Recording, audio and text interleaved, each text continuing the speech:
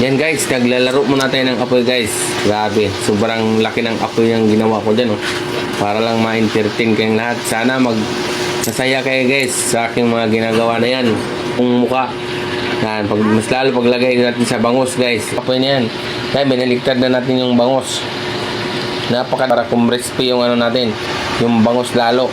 Yan oh, tapos naglaro pa ako dyan. Napakalaking apoy niyan guys oh. Kado talaga yan guys. Pag ano, yan, nahahaw na natin yung bangos guys. Yung sauce niyan, bangos.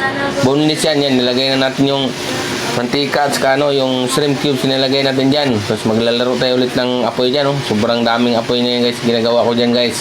Para lang ma-entertain po kayong lahat. Sana po maging masaya po kayo sa panonood dyan guys. Saka sobra ding sarap yan guys. Yung flour. Yan guys. Nalagyan natin yung sauce natin. Lumapot.